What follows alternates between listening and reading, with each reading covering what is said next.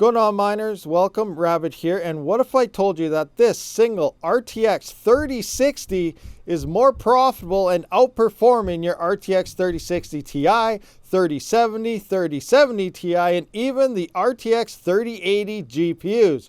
You're probably scratching your head going, what? Yes, it is true. And the coin that this is on is Dynex, DNX. So the reasoning why this thing is more profitable is because it has more memory. It is a very memory intensive algorithm, and it doesn't mean that it needs more memory speed. It just requires the extra memory. So the only other cards that are actually more profitable would be the ones that actually have more memory, your 3090, your 4090s, and so on. So stuff like that. So I imagine the A2000s with the extra, the larger size memory there would be very great on this algorithm as well. So I do have my OCTOMINER currently back on Dynex. It's been off and on various times. So there's 4 3060 Ti's, a 3070, some A2000s, a 6 gigabytes, and a 3080. So we're going to go into the workstation and kind of compare what the hash rates are looking like. All right, so here we are within HiveOS, and we're not doing any type of how-to mines or anything here. We're comparing stats versus it based on memory.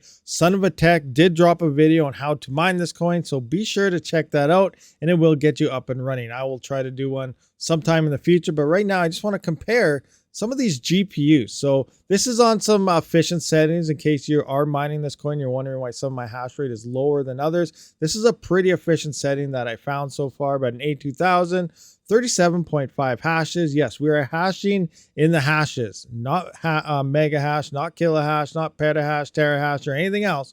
We are in straight hashes, which is okay because everyone is hashing the same in hashes. It's just the way the algorithm rolls. So here we are, we got the RTX 3080, 10 gigabytes of memory, 64.53, 3070s is 51, 3060 Ti, they both got the same amount of memory. They're both around the same hash rate here, A2000s again, and so on. You can see what they're going on. Now, the big thing is the RTX 3060. So keep these numbers in the back of your head. The best one we have here is the 3080 at 64 hashes here. So I'm going to come in, we're going to go down to the test bench. The RTX 3060 is 111.1 hashes. Now we can see 66 watts in the software. Right now I am about 83 watts at the wall.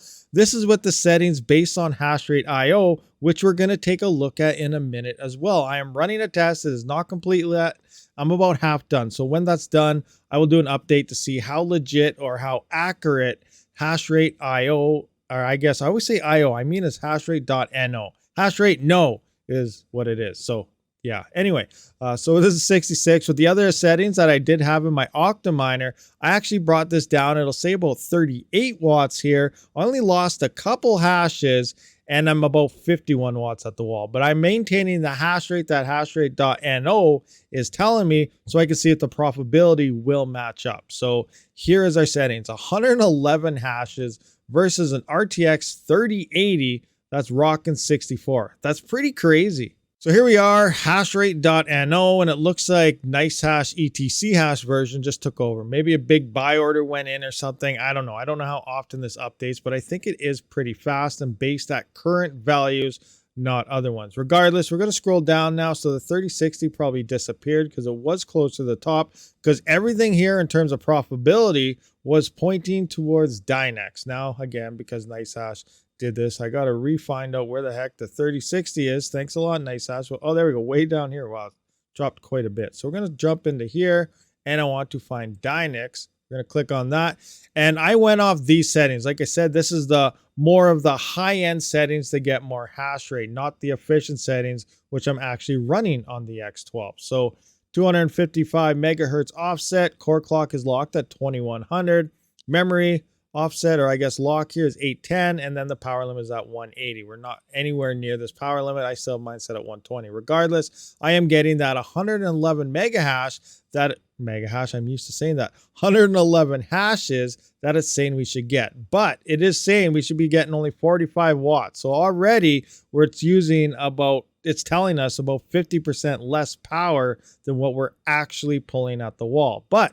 I want to see if this matches up in terms of profit and revenue. So I'm waiting for 24 hours and I'm going to see if we actually make, 41, I guess 61 cents on free power based on these settings. So once 24 hours go by, we'll do an update and everything, see how this does. But we're going to see how accurate this program, or I guess website, truly is. So I do currently have two tests going on right now. One is on the USA pool right here. I'm utilizing my X12 just to see what my daily profits are going to look like after a day on what it looks like. The price has been seeing some nice increases over time here. And then for the 3060 test, I'm actually using a Czech Republic pool so that I can keep that totally separate. Now, when it comes to pool mining, sure, latency does matter, but if you're not seeing a bunch of stale shares or something, it don't matter. I've even solo mined at over 200 milliseconds and done pretty good. Pool mining doesn't affect you as much as solo mining does, but always look for lowest latency. So I don't think it's really going to hurt my earnings too much going to this. One thing I do want to bring out here though is the solo 99%. Why are these pools have 99% solo fees? Either maybe they don't support it even though it's showing here, so they're saying that to urge miners off. Some of these pools do only have 1%, but there are some coins out there like say XDAG, for example, for CPUs, where mining to a pool isn't very good, and solo mine is absolutely the best way to do it. So that would be another test to maybe run your own node or something and see how well Dynex coin actually does solo mining to your own node. I don't really know. And you know what? That would be better for decentralization anyway. Regardless, no idea if any of this stuff is accurate or true, but we're looking at this based on pool mining right now, and we'll just see how the results end up. Now, just to show you the progression on my 3060 test, here I am on the Czech Republic pool, and it looks like so far I've been paid 0.999 Dynex, and I have a pending balance of 0.380. If I add that together, I'm currently sitting at about 1.379 Dynex, and that works out at the current price of about 20 cents. And that's about 8 hours online right now. And if I come right back in here, we can see revenue 61 cents. So if I've been going for about 8 hours now, in theory, you times that by 3, that would be around 60 cents. Again, very early. We don't know how the blockchain will play out in terms of difficulty and hash rates and when we looked at this. But so far, it is looking like this may be correct in terms of revenue. Now I'm going to jump into my spreadsheet and see what that's telling us we should make. Okay, so in my spreadsheet, I updated everything to what the current price is. We're at 15 cents. The hash rate on the network is 5.6 mega hash, and I got 111 hashes on this 3060.